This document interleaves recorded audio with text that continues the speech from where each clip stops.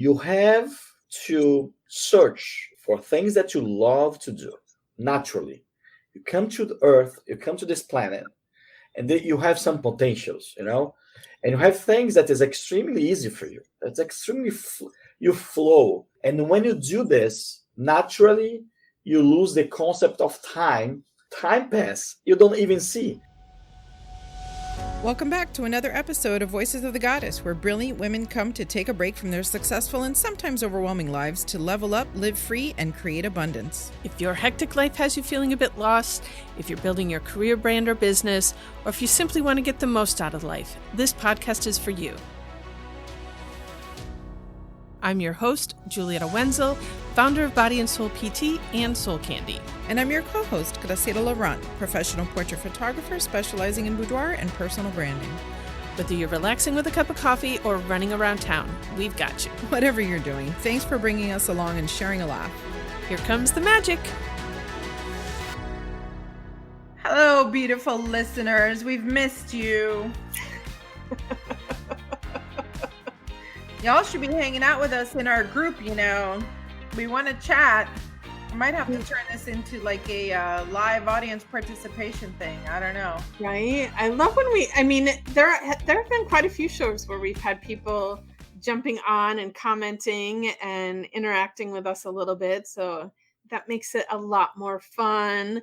But, I get it. Everybody's always running around, A lot of people are working right now, so maybe their boss won't let them tune in, which I'm like, if your boss doesn't let you tune in, it's time to become your own boss. Right. I love that. So last week, this came up, and I wanted to talk to you and our audience. I would love to hear if you have any thoughts on this. But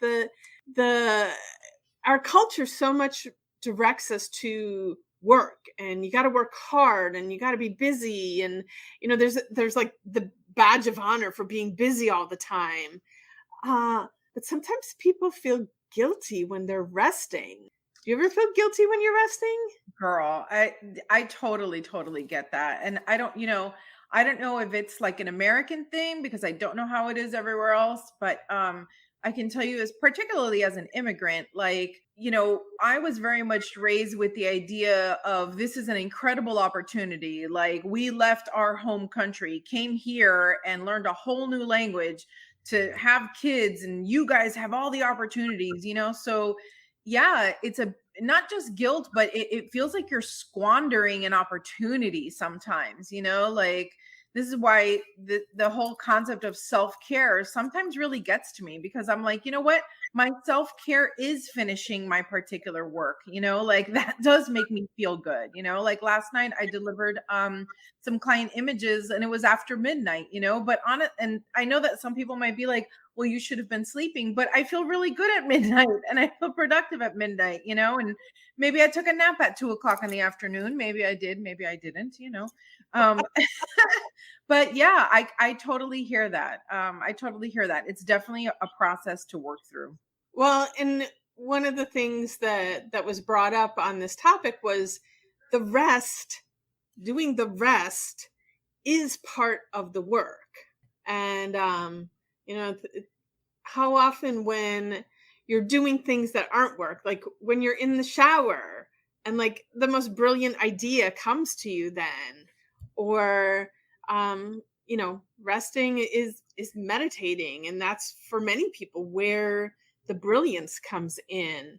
And also, if you're not getting rest, I think a part of my work is physical and energetic. And if I don't create some time to restore my internal battery, I'm not as good at doing what I do. So I don't think I feel guilty about resting, but when I heard that whole concept, I'm like, I know a lot of people that I would guess that they feel guilty when they rest. And maybe if we just call it like active resting or productive resting, something like that.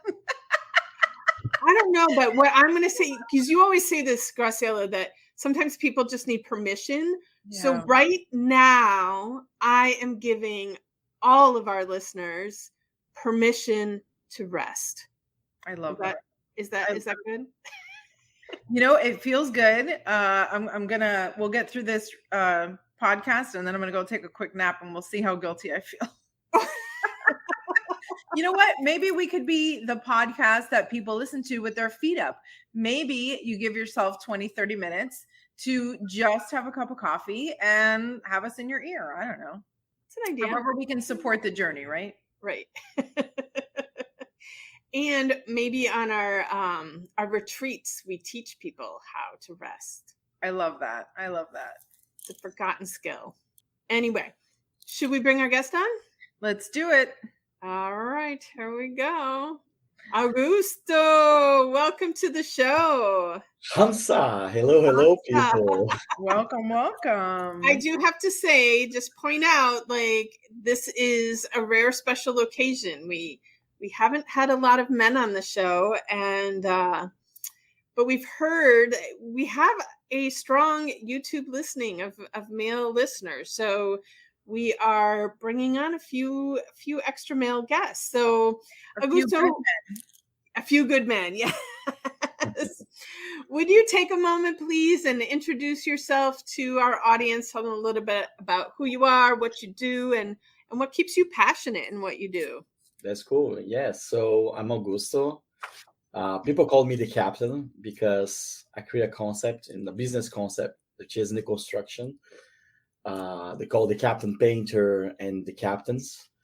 But I'm a lot more than the business. Sometimes I rest. I don't know if meditation means resting, and I'm going to discuss a little bit if it is or not. But my background is in yoga. So before I start in my productive life was by becoming a yoga teacher when I was like 18 years old. And then, I discovered the entire world. I went to France. I started like learning a little bit outside experience or exterior experiences, because in my very, very young age, when I was a teenager, I had a lot of internal experiences, and I want to discover a little bit the world. So I traveled the world. I came back to Brazil, started developing some business, and then met my soulmate, met my goddess, Jessica. So we discovered each other, and we decided to have this new adventure coming to the United States. So we came 7 years ago to the United States, having this amazing, challenging sometimes, stressful sometimes, story of the American dream, me, her, and now our 3 kids. My wife is pregnant. We're going to be, in 1 or 2 weeks, she's going to be delivering Miguel, which is the protector. And I have also Valentina and Donatella, my 2 daughters. So I'm very connected. Even if I'm not a woman, I'm very connected to the feminine energy in my entire life. That is so beautiful. I love that. We all have masculine and feminine in us. Women have masculine energy, men have feminine energy. But I think in the world in general has been disconnected from that feminine energy, and it needs to rise again to create balance, so that my yoga background is tantric. So it's the right hand tantric and also Sankhya. And for the tantrics, the yoga, the philosophy of the tantrics, the woman, the feminine energy is something that's the most sacred. So basically, we need to embrace our feminine energy, because it's the feminine energy called Kundalini, right? That ramps up to the chakras and open your conscience. But also, there is a very beautiful concept of Shiva and Shakti. And Shiva means the conscience, and Shakti means all the movement of the universe, which, since the early age, I love this concept, and my relationships went through that direction as well. And of course, I think the figure of the woman, also the mother, the feminine energy, the creation of things is extremely important for the world and for everyone. So how do you bring that, the connection with the feminine, the connection with energy into your painting business? Like in terms of the management positions, we have a lot more females than males. First of all, very Interesting. interesting. But we have a lot of girls and helping, managing, interacting the company, bring ideas. So we empower them. I think we try to create a concept and a culture that is balanced and that brings a little bit of because those are archetypes, right? So I think I try to understand a little bit the archetypes, and in terms of the business itself, we try to incorporate some elements of care, so whenever we come to like our services and say, we really respect your home as the element of the family, and we want your home as a temple. We want to take care, and we try to teach this to the guys and the girls that's providing services. I think care is a power of the feminine energy, and we balance this. Our company is formed by the mission, 3 strong principles, and 7 observances. It's a little bit inspired by yoga, so that's why I bring yoga into my business. So the 3 principles are like power, because I think we need to be strong; veritas, which is truth; potential, which is power; and caritas, which is care or love, depending on what you say. But yeah, I like the feminine energy for me. Since my mother, I really cherish my mother a lot. My mother is this figure for me, this saint, right? This someone that was extremely powerful, extremely dedicated to the family, extremely, connected, and even put others' necessities over her own, which is beautiful. It's the altruistic type of care, Well, I love that you're connecting feminine with power, because I think a lot of times in society out there, they've, classified feminine as weak. And, I think there needs to be a redefinition of what power is and what that looks like out there in the world. And so I love that you've made that connection. And I'm like, if Augusto can do it, more other men can do it as well. Yeah. For me, the like women in general, they are powerful, extremely powerful. If they embrace their power, it's a different story. Some embrace, some does not embrace, and there's several things that we do not consider as a power, right? That necessarily with the culture. Depending of the culture that you consider as a powerful element of the female in general. And for me, my wife right now, like walking, doing a lot of things, completely pregnant at 39 weeks of pregnancy, and it still help me like having my back and help me and growing, doing things. And man, this power is amazing. I cannot tell you. Like, I don't know. It's even difficult to measure, this. I'm So curious how you see that showing up in your children. It sounds to me like you were so lucky to find your strength and your balance so young. It's not often that you see an 18-year-old yogi. And I'm just curious, like, did you have any limiting beliefs, like when you got into that, like, oh, maybe I'm not good enough, or maybe I'm not sure? And then second part is, how does that show up in your children, and how are you gifting them that same gift you got as a man to his daughters, right? Yeah.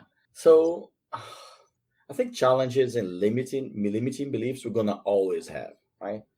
I think the difference that I had and the edge that I had before that people sometimes they don't have is like the difference in understanding what is a belief, right? For some people, belief is something that is not changeable. For me, it's a belief. It depends on me to change it or not. Sometimes it's more difficult. Sometimes it's less difficult. That I got very, very young. So I remember like 16 years old, 17 years old, like trying to reprogram my mind back then. Of course I was not mature that I am right now, but I was trying to program my mind. But from there to now, I still see limiting beliefs. Don't get me wrong, I still have it. and it's always changing because you evolve, you got different experiences. You're always is always the nature, if you want to call Maya, like the illusion, try to capture and you try to get out to see, and you it is always this dance of you like moving and like and freeing yourself constantly. Um, and I think this edge is what I have different. I try to pass it a little bit. It's still very early, but for example, for like some time I have a yoga and they came to me. Now they're not coming anymore for a little while. I don't know why. They don't enjoy it too much. But at least they're gonna see their father sitting down and meditating, even if they don't want to apply this. Right now they're still super young. My wife sometimes they can as well. But I think it's extremely present uh, in me, all this experience that I have since young age, and some of the experience that I have from the young age was because of some personal challenges, that I was discovering all these different types of knowledge that was not for everyone, So, yeah, my kids sometimes I try to teach them, they stress it, calm down, breathe. Right. Inhale with me. That functions for a little while. Now it's not functioning anymore. So I will try to find something else. I always tell the story how I tried to teach my, I have twins, right? And then when they were really little, I tried teaching them how to use like a singing bowl, like how to do a little meditation. And my daughter would get really mad and I would send her into the next room to work with the singing bowl. And then she would be just whacking it as hard as she possibly could, yelling at me going, it's not working, So definitely modeling the behavior is better. Yeah. We have a concept, for the company we have, and I will be referring to my company because my company is myself, it's an extension of myself. So in our company, we have what we call the observances, which is a series of philosophy that are put inside, and I try to woven inside the fabric of my business, right? And one of the concepts, it follows the word captain, is like captain. Each letter has a concept on it for you to become a captain. And the letter T means teach the worthy.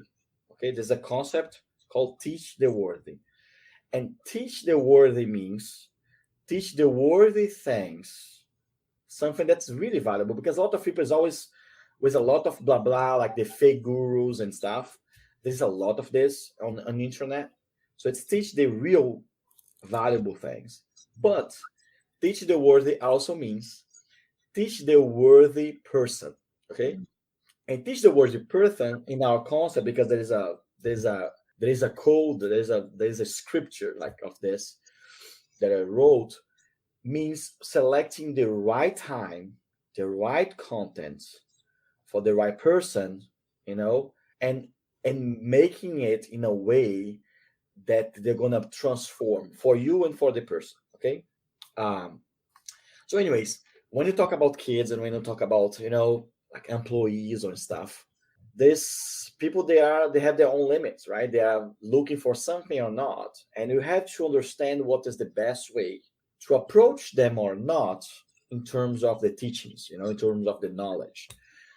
And sometimes it's extremely hard when you're a father or mother, or even when you are like an entrepreneur or a business person, right? It's difficult, and you have to see, am I doing my job? This is the right this is the right intensity that I need to pass this.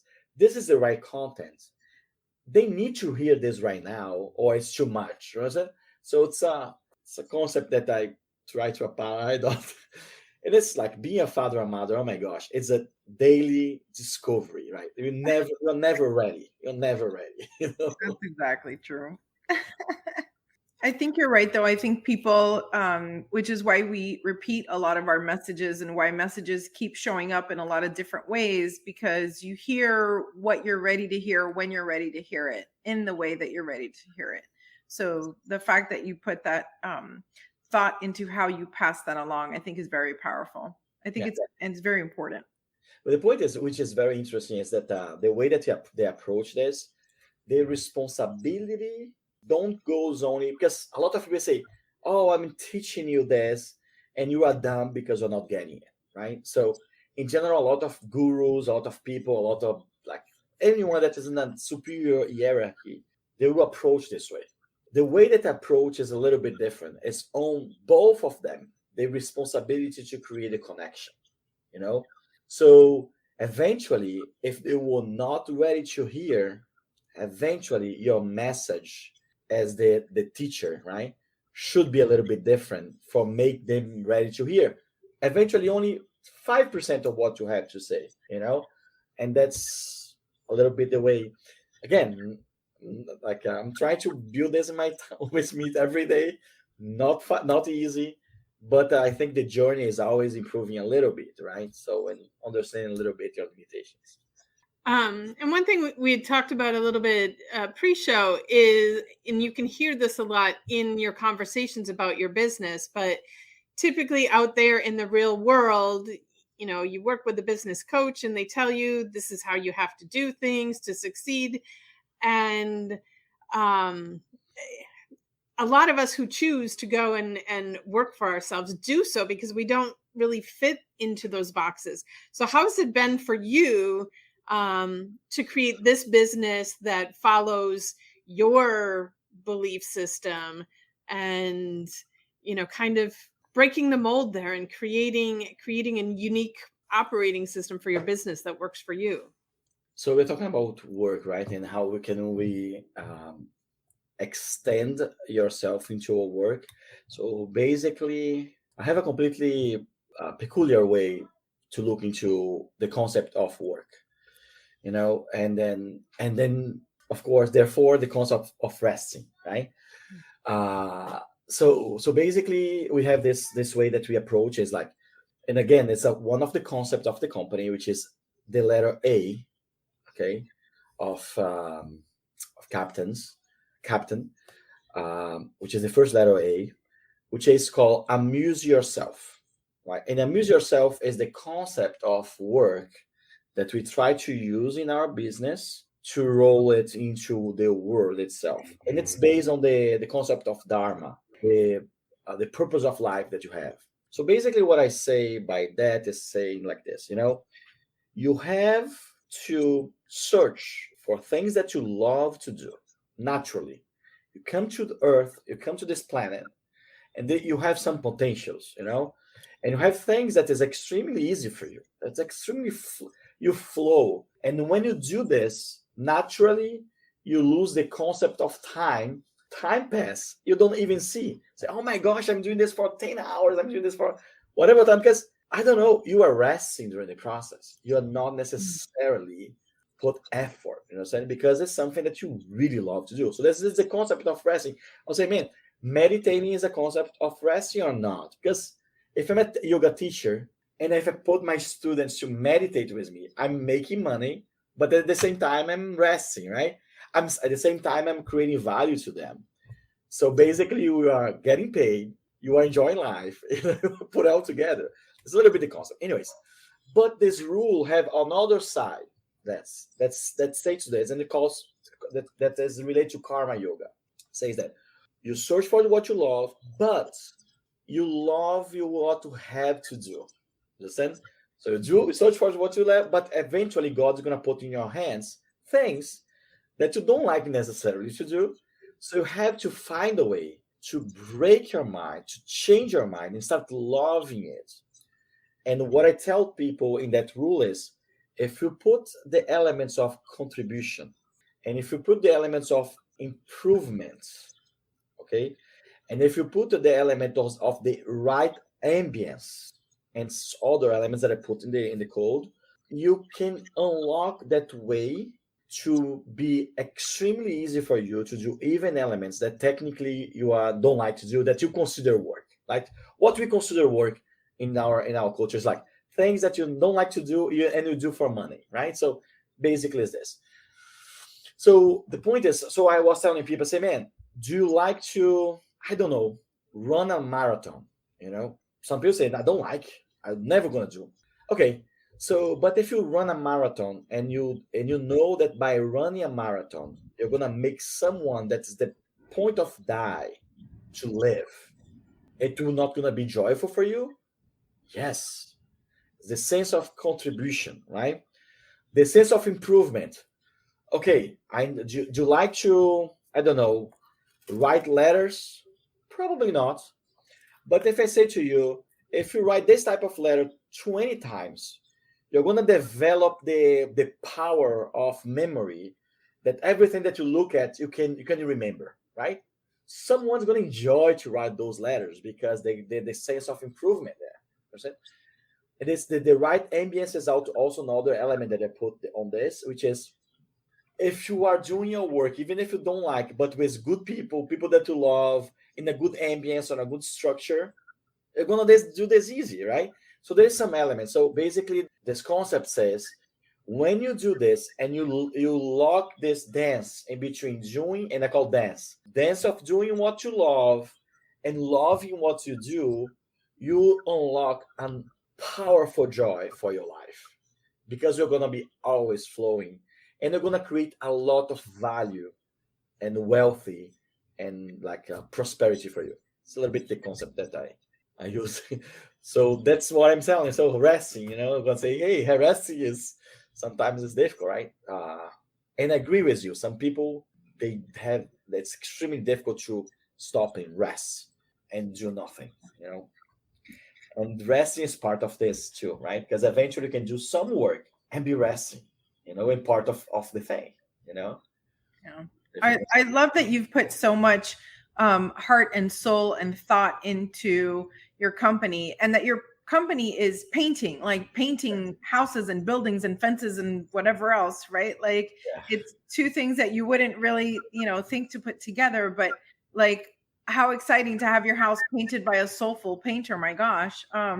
Which we have to talk, because that might be coming up for me again. You already painted my house one time. So, but you were talking about loving whatever you're in. And as much as I always want people to evolve, and if you're in a relationship or if you're in a job that you don't love and you don't want to be in, definitely make your moves to evolve and work your way out of it. But in the meantime, Julietta always challenges me, love what you want to hate. If you can feel good while you are making those moves to whatever else it is that you want to do or be, how much happier would you be, right? Like, so many people dread Monday mornings, and they're like, oh, I have to go to work. I hate my job. Da, da, da, da, da. But they keep doing it over and over and over again.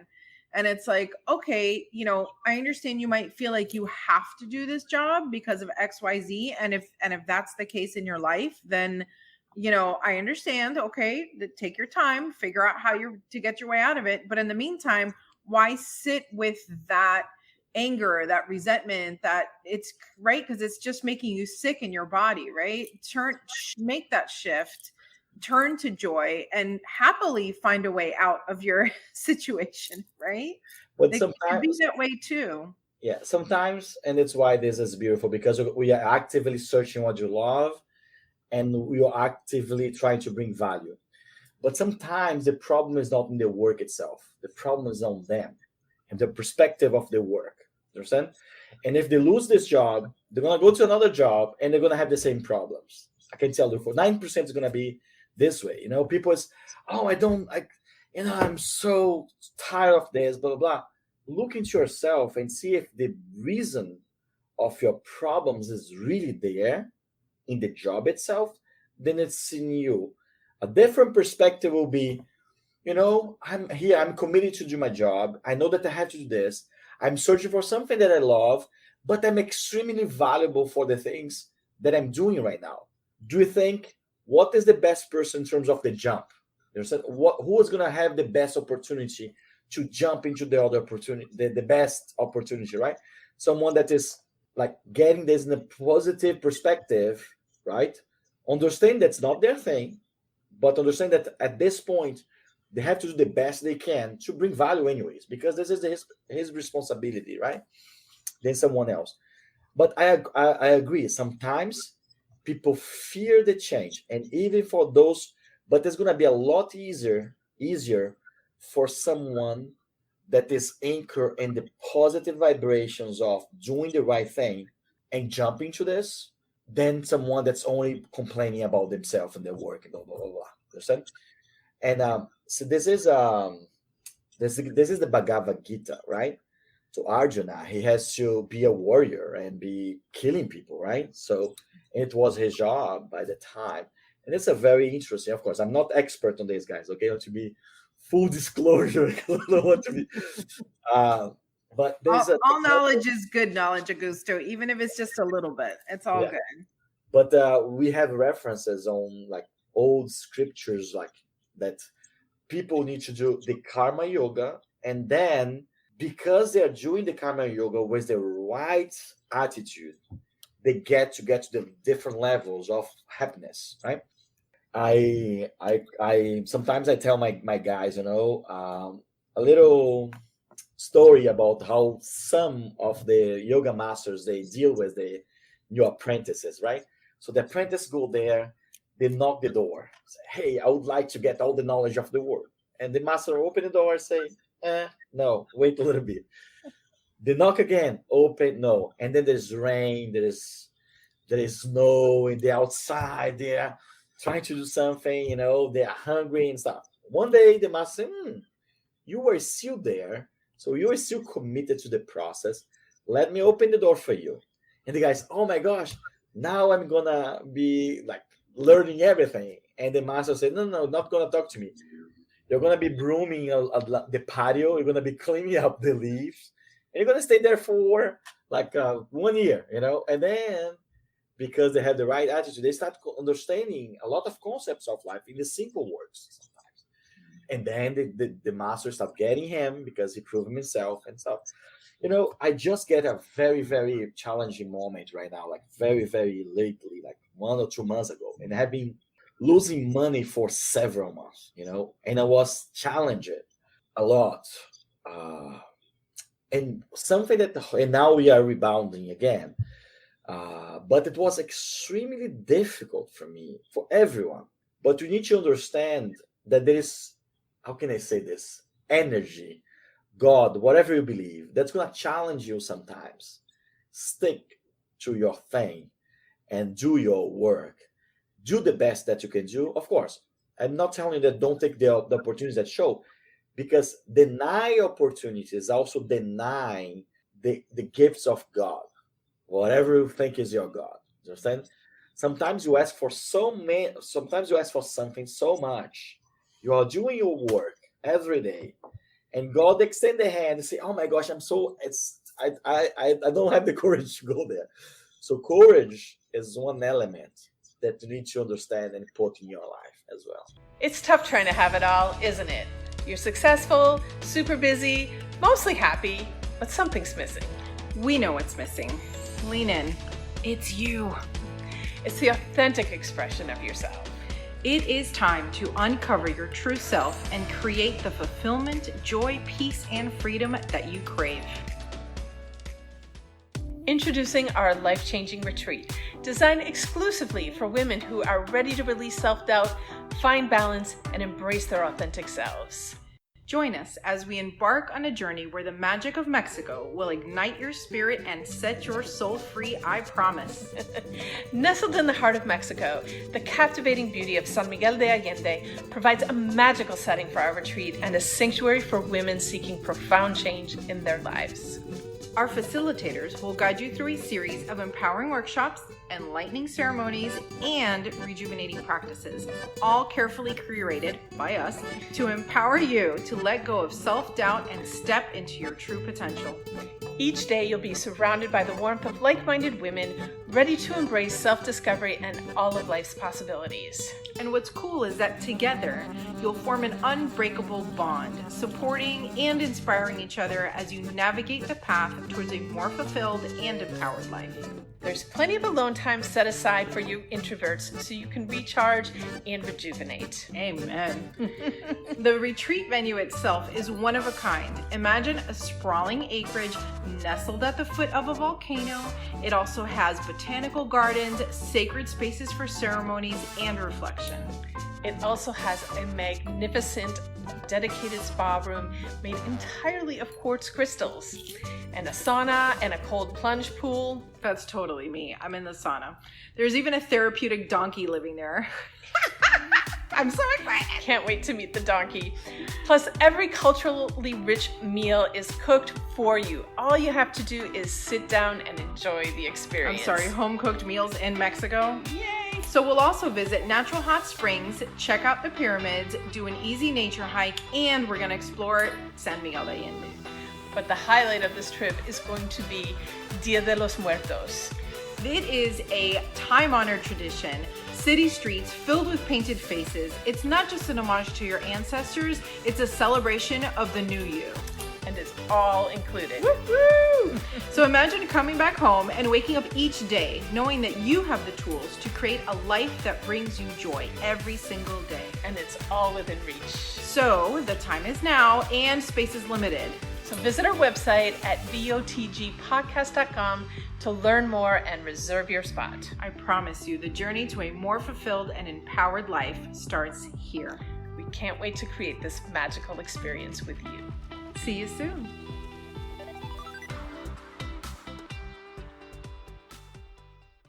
So I'm curious with all, like obviously you've done a lot of deep studying of life.